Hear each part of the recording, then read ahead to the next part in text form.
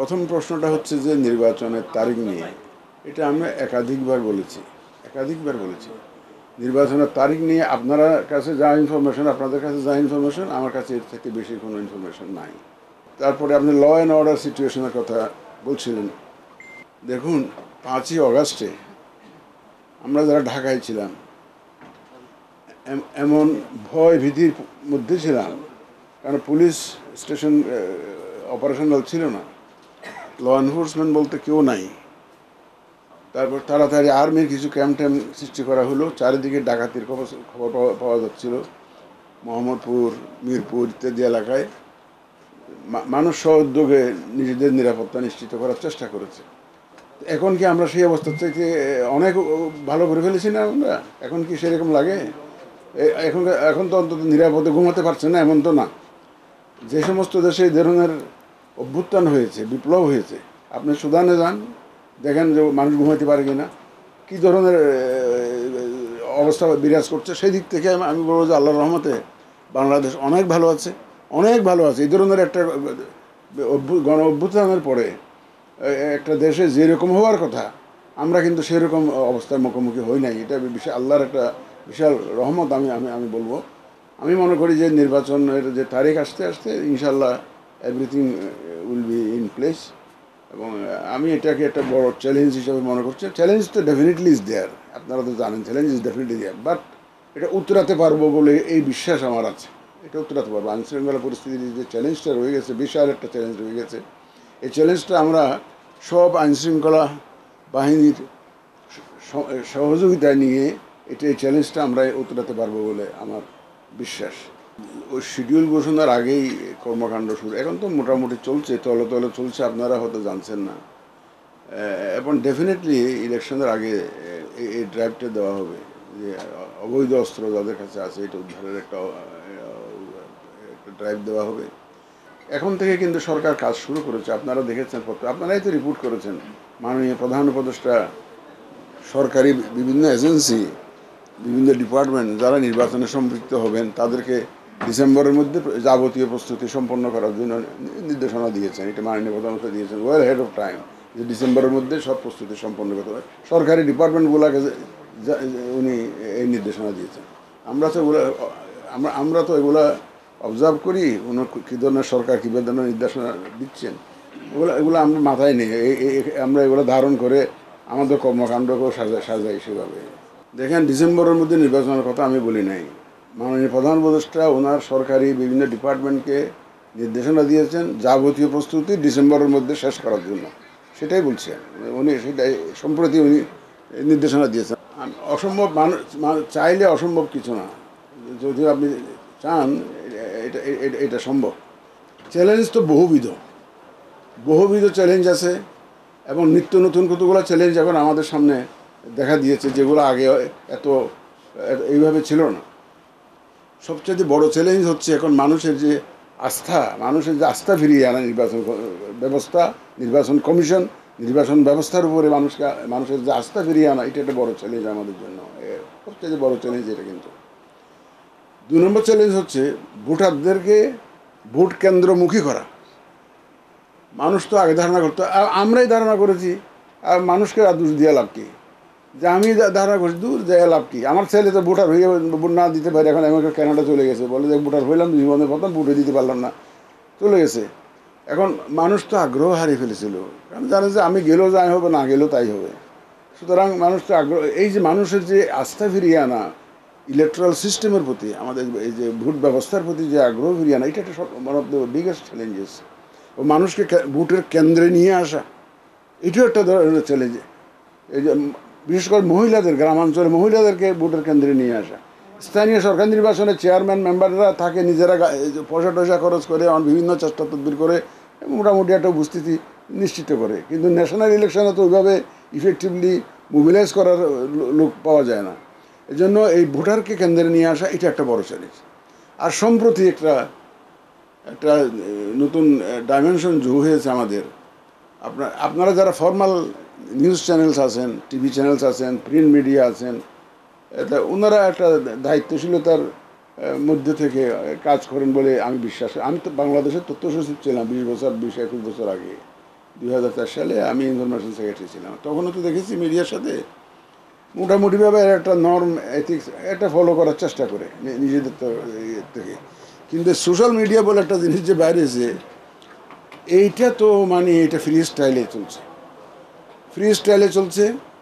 এমনভাবে চলছে যে একজনে একটা ফেসবুকে অপতথ্য দিল বা ভুল তথ্য দিল, একটু যাচাই বাছাই না করে আর 1000 লোকে শেয়ার করে দিল।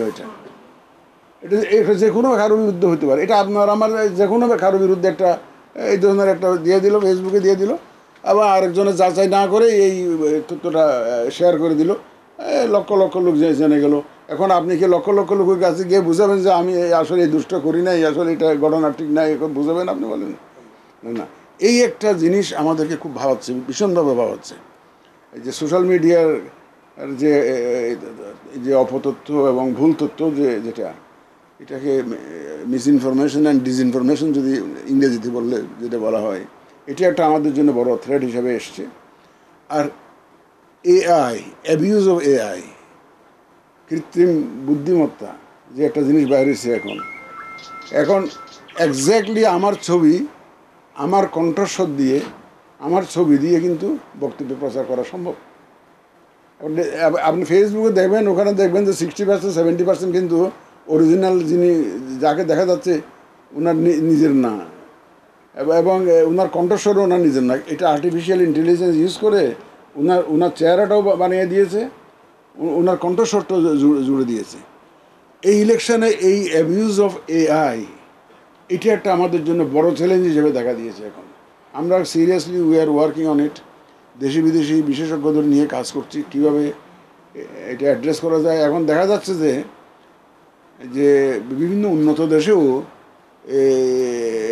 এই ধরনের থ্রেট আছে, এবং আমি শুনেছি যে একটা ইউরোপের একটা দেশে ইলেকশন স্টপ করতে হয়েছে। এত মিস ইনফরমেশন এবং ডিসইনফরমেশন এর মাধ্যমে সার্কুলেট করে দিয়েছে যে তারা they had to postpone the election. তো এইরকম একটা ঘটনা ঘটেছে। তো এইটা একটা একদম আমাদের অতি মডার্ন একটা যুগে একটা মডার্ন থ্রেট আমি বলবো এটাকে। এটা অস্ত্রের চাইতেও মারাত্মক। মানে এই যে অপপ্রচার থেকে পুরা আমাদের ইলেকট্রাল প্রসেসটাকে যথাসম্ভব নিরাপদ রাখার জন্য আপনাদের ভূমিকা কিন্তু অত্যন্ত গুরুত্বপূর্ণ। আমি এই আবেদনটা আপনাদের কাছে রাখবো যে সোশ্যাল মিডিয়াতে যে অপপ্রচার হচ্ছে, অপতথ্য এবং ভুল তথ্য দেওয়া হয়, এই ব্যাপারে আপনারা একটু দয়া করে আমাদেরকে সাহায্য করুন। আপনাদের সহায়তা চাই। আপনাদের সহায়তা ছাড়া তো আমি তো ফেয়ার ইলেকশন করতে পারবো না আসলে। এবং আমাদের চেষ্টা থাকবে to make the election as transparent as possible. মানে যত স্বচ্ছতার সাথে, আমরা কোনো রাতের বেলায় কোনো কর্মকাণ্ড করতে চাই না, দিনের বেলায় সব কর্মকাণ্ড করে যাতে মানুষ এক স্বচ্ছতার সাথে যাতে কাজটা সমাধা করি। তাহলে হয় কি, মানুষ স্বচ্ছতা যদি এনশিওর করা যায় তো মানুষের কাছে এটা গ্রহণযোগ্য হয়। এটা একটা আমাদের একটা চেষ্টা থাকবে, এবং আপনাদের আমি সহযোগিতা চাই। আমরা একটা নিরপেক্ষ ইন্টারিম গভর্নমেন্টের আন্ডারে ইয়েতে ইলেকশনটা করব, কারণ আমাদের উপরে কোনো দলীয় দৃষ্টিভঙ্গি আমাদের মধ্যে নাই। সুতরাং আমরা একদম ফেয়ারলি এটা করব। আর আমার এই চাওয়া পাওয়ার আছেটা কি ভাই, আমি কালকেও যশোরও এই কথাটা বলেছি মসজিদে দাঁড়িয়ে, এই বয়সে 73+ বয়স, যদি জীবনটাকে যদি আপনি ফজর থেকে মাগরিব ধরেন, আমি আসরের পর হয়ে গেছে, আমার নর্মাল আসরের পর হয়ে গেছে। সুতরাং আমি আর অন্য কিছুতে আমি হাত জড়াইতে চাই না, অন্য কোনো কালিমা আমি লেপন করতে চাই না। সুতরাং আমার নিয়ত হচ্ছে যেটা ওয়াদা করেছি সেই চেষ্টাই আমি করে যাব, সর্বশক্তি দিয়ে চেষ্টা করে যাব। যদি এখন বাকি আল্লাহ তাআলা সাহায্য করবেন, ডেফিনেটলি আপনাদের সহযোগিতা প্রত্যাশা করি। আশা করি সবাই মিলে, ইনশাল্লাহ, আমার একার পক্ষে তো সম্ভব হয় না, আমরা সবাই মিলে জাতিকে একটা ক্রেডিবল, দেশের জন্যই এর দরকার। যদি আমরা একটা ক্রেডিবল সুষ্ঠু নির্বাচন দিতে না পারি, বাংলাদেশের ভবিষ্যৎ উইল বি আনসার্টেন। এটা গ্রহণযোগ্য নির্বাচন যদি না হয়, তাহলে তো বাংলাদেশের ভবিষ্যৎ নিয়ে তো সমস্যা, দেশের সমস্যা। যারা দেশকে ভালোবাসে, আমরা সবাই ভালোবাসেন, আপনারা ভালোবাসেন, রাজনীতিবিদরা ভালোবাসে, আমরা সবাই দেশের মঙ্গল চাই। সুতরাং দেশের যেহেতু মঙ্গল চাই, দেশের জন্যই, দেশের স্বার্থেই একটা গ্রহণযোগ্য নির্বাচন আমাদের সবাইকে মিলেই একটা অর্গানাইজ করতে হবে। আমি এই ব্যাপারে আপনাদের সহযোগিতা চাই। আমাদের সবাই নিয়ত এক। আমি সবাই যদি কোনো দ্বিমত থাকতো যে তাদের মধ্যে কোনো গলত দেখতাম, তাহলে আমি হয়তো বলতে পারতে পারতাম যার দিকে। আমাদের মধ্যে নিয়তের মধ্যে কোনো রকমের কোনো হেরফের নাই। আমরা সবাই committed to deliver A free, fair and credible election. এবং আমরা আমাদের অফিসে যারা কাজ করেন, যারা অফিসাররা আছেন, আপনি ইউ আস্ক এনি অফিসার, আমি চ্যালেঞ্জ করলাম আপনাকে, আমাদের 5700 লোক আছে ফিল্ডে কাজ করে, ওনাদের কাছে শুনে দেখেন যে আমরা কোনো রকমের কোনো পার্টিসান নির্দেশনা তাদেরকে দিচ্ছি কিনা। কোনো রকমের কোনো, একদম পরিষ্কার ভাষায় বলে দিচ্ছি, আপনারা নিউট্রালি এবং প্রফেশনালি কাজ করবেন। এবং I am trying to take them on board. আপনি তো ইউ ক্যানট থ্রু 5700 পিপল এবং রিপ্লেস দেম, এটা তো সম্ভব না। এদেরকে নিয়ে আমাকে কাজ করতে হবে। সুতরাং যতটুকু যথাসম্ভব তাদেরকে আমি অনবোর্ড রেখে কাজ করার চেষ্টা করছি এবং তারা যথেষ্ট সহযোগিতা পাচ্ছে। এই যে এটা মেজর রিকোয়ারমেন্ট, আপনি ভোটার লিস্ট আপডেটিং, আমাদের অফিসাররা রাত দিন খেটে রাতের 12টা 1টায় দুপুরে খাইতে যেতে পারে নাই। কারণ খাইতে গেলে মানুষ লাইনে দাঁড়িয়ে রয়েছে ভোটার রেজিস্ট্রেশনের জন্য, বলে যে আমরা দাঁড়িয়ে আছি লাইনের রোদের মধ্যে, আর আপনারা খেতে যাবেন, খাওয়ার নাম করে 1 ঘন্টা ওইদিকে চলে যাবেন, এটা হবে না। এরকম না খেয়ে রাত 10টা 11টা 12টা 1টা পর্যন্ত কাজ করে, ওভারনাইট কাজ করে টাইম লাইনের মধ্যে কিন্তু ওই যে আমাদের যে বাড়ি বাড়ি গিয়ে যে ভোটার আপডেটিং করা, এই কাজটা কিন্তু শেষ করেছে। আমরা চাইলে পারি। আমরা তো আমাদের অফিসাররা তো 91তে করেছে তো ইয়ার ইলেকশন, 96তে করেছে না, 2001-ও তো করেছে, চাইলে পারে। এখন আগে ওইভাবে হয়তো লাস্ট 3টে ইলেকশন ওইভাবে চাওয়া হয় নাই বলে হয় নাই, কিন্তু সবাই মিলে যদি চাই, ইনশাল্লাহ আমরা পারবো।